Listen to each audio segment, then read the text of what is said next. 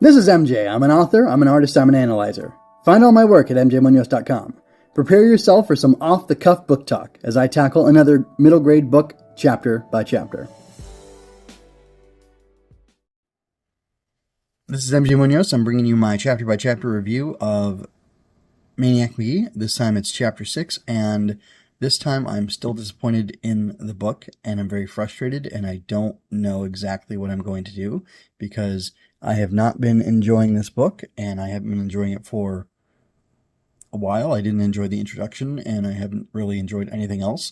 There was one bright spot, which was chapter 3, where Jeffrey McGee was interacting with Amanda Beale, and that was good because he was interacting with a character. And whenever he is actually interacting with a character, I can enjoy something because I'm learning about Jeffrey's character, and he is an interesting character when he's interacting with people.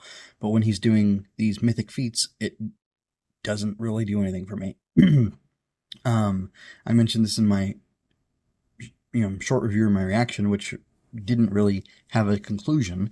There wasn't enough time there. I just kind of threw out my opinion on it so far, or on the chapter, and then didn't really get to say much, because I had a short amount of time and there wasn't really anything for me to grab onto and say, unless I wanted to be mean. I'm trying so hard to be nice. I'm trying so hard not to be a jerk about this. But this book just isn't for me, I think. And there's two mythic incidents that happen in this chapter. It's a 6. Anyway, I don't remember how long the chapter took to read or listen to, because I'm listening to the audiobook version of it, which, again, the audiobook version of it is really fantastic. The performance is great, and I have no complaints about that. It's it's actually delightful to. It's weird. It's very strange because it's a delight to listen to, but it's like there's nothing to hear.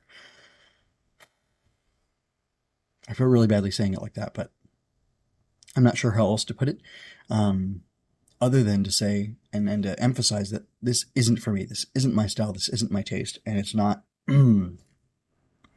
Like, I'm not trying to force it to be for me.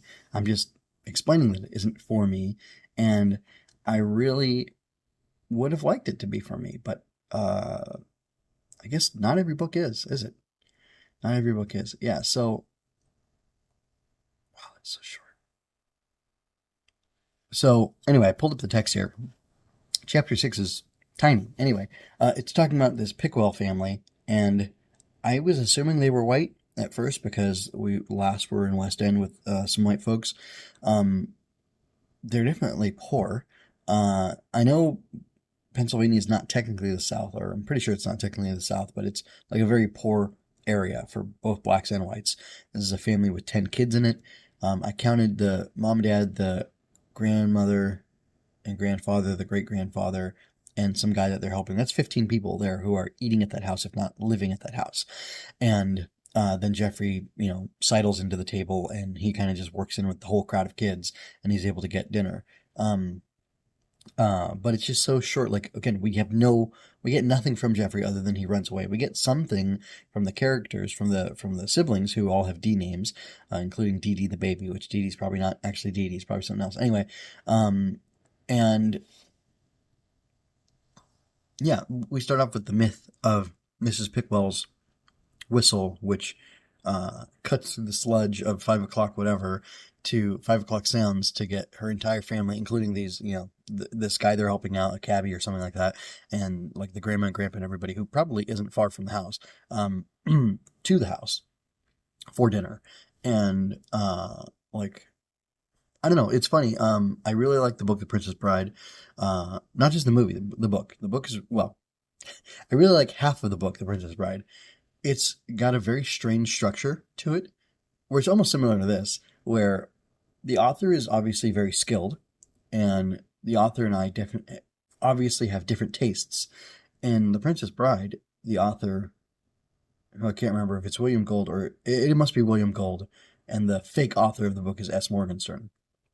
And the conceit of the book is that, I guess, William Gold is presenting to us the translated work of S. Morgenstern, and S. Morgenstern was supposedly like this Florinese scholar, I think it's what it was, and that William Gold is translating or like presenting us his book that Morgenstern translated from the original Florinese, and in it there's all these things that I believe are from Gold's perspective, where he's like talking about his life, and it's like a fictional version of Gold. I hope it's a fictional version of Gold. Anyway, I won't go on about that.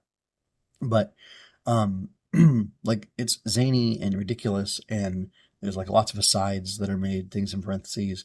Like here, the Pickwells were always helping out somebody. Like, it's really interesting. Like, this sounds like a really wonderful family. And it seems like they're really nice. I have no idea if we're ever going to see them again, or if they really matter in the long scheme of things. Maybe they do. Maybe they're the white family he's with, like I talked about, possibly happening, and then the black family we'll see as the Beals. We don't know. But, oh yeah. So it's like, in the history of kisses, there was never, a kiss as good as the Wesley and Buttercup kiss at the end of the book or whatever.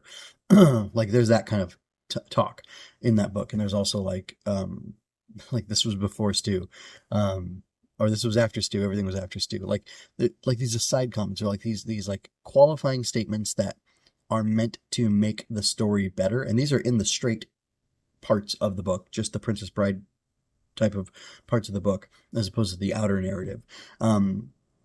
And for some reason, most of those are much better, but you also get much more story, much more background, much more insight into characters. There's always something going on with the characters in The Princess Bride, versus this. I guess Jeffrey's the main character, but he gets so little focus. It's very frustrating. And like, there's nothing being said about him. Let me see. Can I pick out real quick? I mean, it's not, I could just read the whole chapter, but I don't want to do that. I don't know. I've already listened to this thing twice. I don't want to read through it a third time. As whistles go, that's what it is. As whistles go, Mrs. Pickwell's was one of the all-time greats. It reeled in every Pickwell kid for dinner every night. Never was a Pickwell kid ever late for dinner. It's a record that will probably stand forever. The whistle wasn't loud. It wasn't screechy. It was a simple two-note job. One high note, one low. To an outsider, it wouldn't sound all that special, but to the ears of the Pickwell kids, it was magic.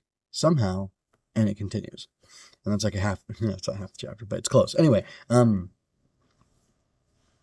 just isn't doing anything for me. And again, we're getting character and we're getting some texture on this rando family we just met, the Pickwells. I don't know if we'll ever see them again. I guess I could Control F and search through the document to see if it's there or not. But yeah, I don't really care, I'm here for Jeffrey. I'm here for Maniac Magee, and I'm not getting Maniac Magee, and I don't really like that. What do you think? Do you like this? Have you read this book? Is it good? Does it get great in chapter 7, chapter 8, chapter 20? Tell me. I want to know. I hope you enjoyed that. Please remember to like, share, subscribe. I invite you to comment, ask questions, and share your thoughts with me. It's always more fun when you're part of the conversation. Until next time, keep reading, be well, and do good things. Visit mjmunoz.com for more of my work and help me build up the Fortress Fiction.